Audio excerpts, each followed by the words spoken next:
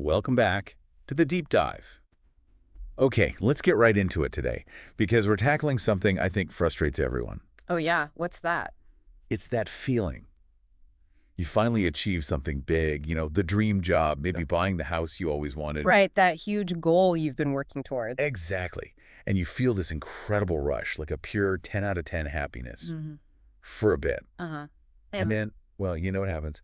That amazing feeling just sort of evaporates. fades away. 2 weeks later, maybe it's a 7 out of 10. A year later, that incredible achievement is just normal, Yeah. mundane even. Why? It's a really common experience, isn't it, that drop-off? It happens because your brain has this built-in reset button, psychologically On the speaking. reset button. Yeah, and today we're going to unpack exactly how that mechanism works and maybe more importantly, figure out if we can do anything about it. Okay, so this mechanism, the term we're using is hedonic adaptation. That's the one, hedonic adaptation. It's basically our brain's tendency to get used to stuff. Good stuff, bad stuff. It doesn't matter. Pretty much anything constant, the brain just tunes it out over time, returning us to this kind of default emotional setting. Which explains why happily ever after sounds nice in stories, but doesn't quite match up with our neurology. Exactly. And that default setting, the sources call it the basic happiness set point. Our set point. Okay. So our mission for this deep dive is to look at the science behind this reset. Some really surprising research, actually, from back in the 70s. And then the practical stuff, right? How to fight back. Absolutely. We've got 3 cognitive hacks, ways to try and step off what's called the hedonic treadmill. Ah, the treadmill. That feeling of running faster and faster, chasing bigger things. Only to find yourself feeling pretty much the same emotionally as when you started, just staying in the same place. Okay, let's get into the science. How does this adaptation actually work? Well, at its core, it's really about efficiency. Your brain is wired to eventually bring you back to your personal get line, regardless of what happens. Even massive life changes, like huge success or terrible loss. Especially those. The system is designed to pull you back towards that set point. It's quite powerful. And this isn't just a guess, right? There's solid research. Oh, yeah. The classic study, the one everyone points to, was back in 1978. Psychologists did something pretty clever. What did they do? They looked at 2 groups who had experienced, well, absolute life extremes, polar opposites. Okay, extreme life. On one side, they studied lottery winners, people who suddenly had, unimaginable wealth dropped in their lap. Instant life transformation, material-wise. Okay. And the other group. The other group was accident victims, people who had suffered severe life-altering accidents resulting in paralysis, loss of mobility. Wow. Okay, those are definitely extremes. So the obvious expectation. Is that the lottery winners would be off the charts happy forever, and the accident victims would be permanently devastated, right? Makes sense intuitively, but that's not what happened. Not at all. The results were actually quite startling. After some time passed, enough for adjustment. How long were we talking? The study looked at them after a period long enough for the initial shock or euphoria to wear off, and they found that both groups reported happiness levels that were surprisingly close to where they were before the event, close to their original baseline. So the lottery winners weren't permanently ecstatic. Nope. They adapted. The big house, the fancy cars, all that freedom, it just became their new normal. The excitement wore off. And the accident victims. They adapted, too, in the other direction. They found ways to create a new normal, to find joy and satisfaction within their new circumstances. It's incredible, the power of adaptation. It really is. But it raises the question, why? Why are we built like this if it sort of undermines lasting happiness from good things? Well, think about it from a survival perspective. Adaptation is actually vital. How so? Imagine if every bad thing that happened kept you stuck in that intense pit of despair forever. You wouldn't function. You couldn't move forward after loss or failure. Ah, okay. So the brain pulls us back to baseline so we can keep going, conserve energy, function in the world. Precisely. It's a protective mechanism in a way. Keep us striving, keep us functional. But there's always a but, isn't there? There's a downside, a pretty cruel one, actually. Which is? That same mechanism, the one that saves us from being paralyzed by misery, it also makes us numb to the good stuff over time. So the big promotion, the amazing vacation, even finding someone new. Yep. If it's constant, your brain eventually goes, okay, got it, this is the new normal. And it stops feeling special, it just becomes background noise. And that's the hedonic treadmill. That's it, perfectly put. We're sort of biologically pushed to seek out new, rewarding things. Novelty gives us a dopamine hit. But as soon as we get it, and it becomes familiar, The brain adapts, the reward signal weakens, and boom! You're back on the treadmill looking for the next hit. you see this play out so clearly in, well, relationships, right?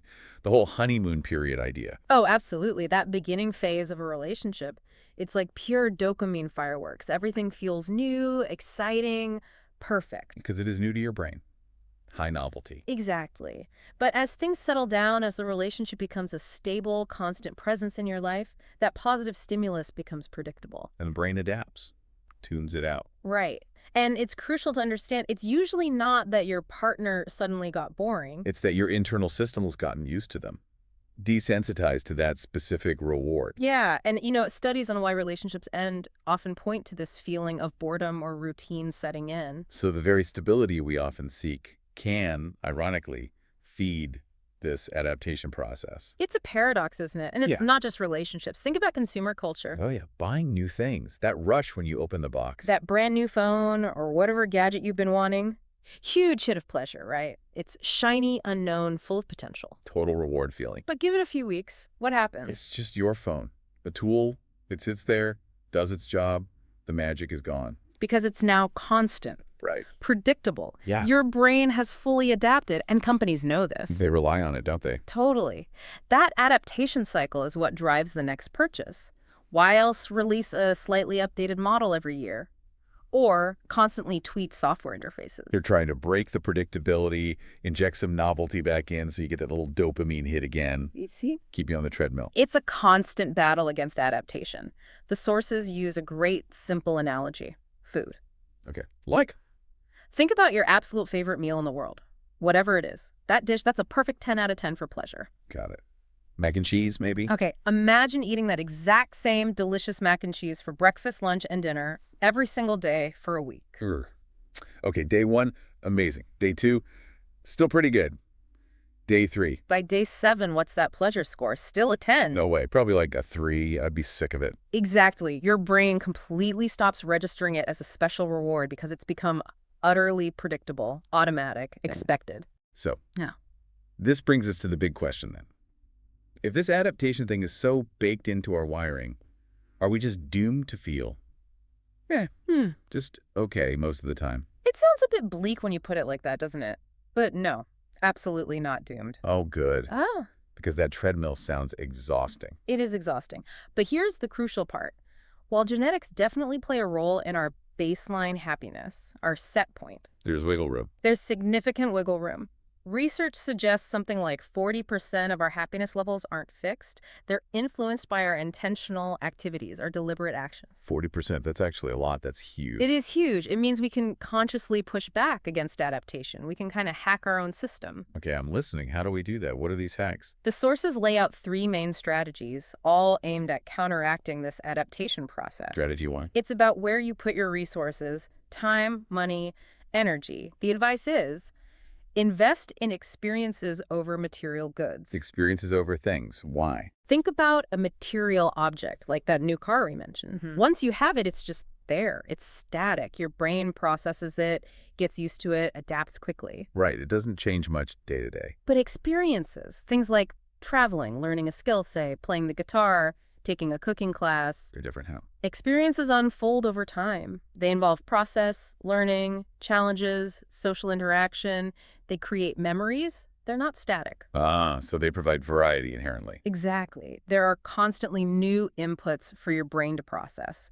It's much harder for your brain to completely adapt to an ongoing experience, especially one that creates lasting memories. Plus, we tend to remember experiences more fondly over time, don't we? We tell the stories. Yes. The narrative we build around experiences often enhances them in memory. You remember the story of the trip, the funny moments, the connections, not just a static object sitting there, makes adaptation much harder. Okay, experiences over things. Yeah. Got it. Strategy 2. Strategy 2 tackles the core problem of adaptation head-on.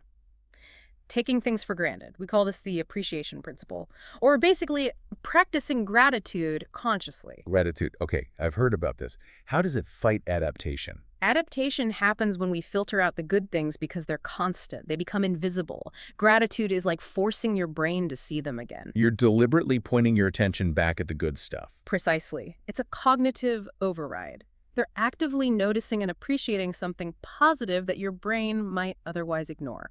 So what's the practical action here? Keep a journal. That's one way. A really simple, effective method is just taking, say, 3 minutes each day.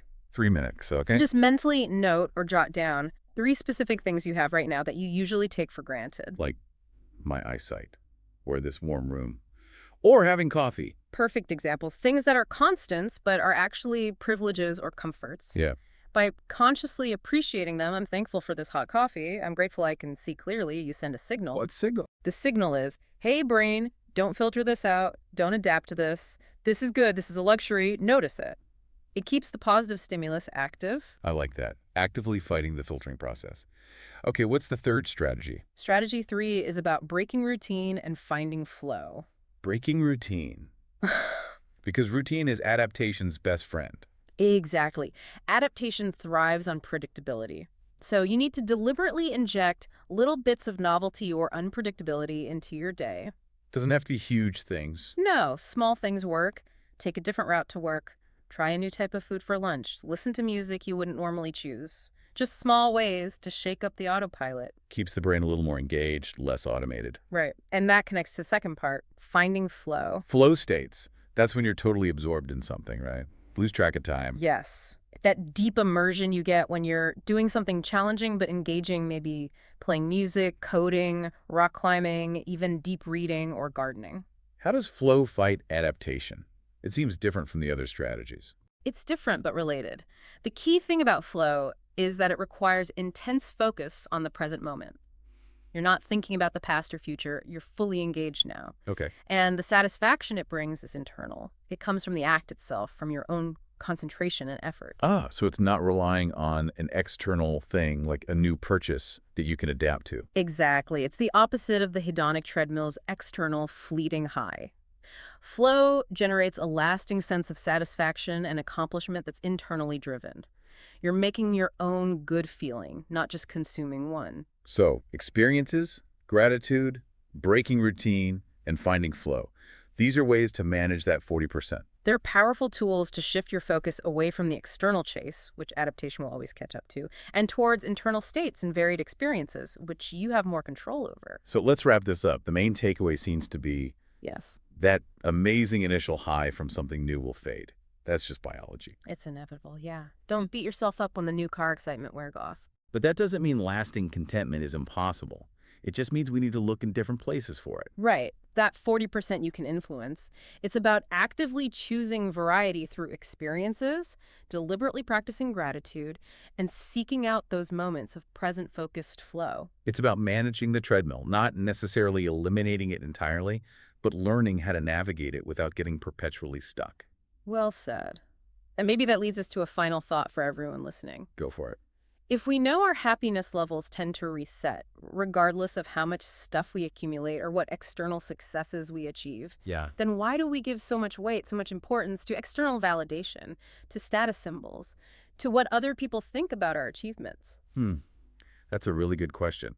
If it doesn't bring lasting happiness anyway, why the intense focus on impressing others or climbing external ladders? Something to chew on, perhaps. Definitely. And actually, that's the perfect bridge to our next deep dive. Oh, what are we tackling next time? We're going to explore that social side of things, why we care so much what others think by looking at the spotlight effect. The spotlight effect. The feeling that everyone is watching your every move. Exactly. That illusion that there's a giant spotlight on you, judging every tiny mistake, when in reality, everyone else is mostly wrapped up in their own internal worlds. Probably worrying about their own spotlight and their own hedonic treadmill. Precisely. So join us next time as we unpack the spotlight effect. Until then, try practicing some gratitude. Maybe seek out some flow. Challenge that adaptation. We'll see you next time on The Deep Dive.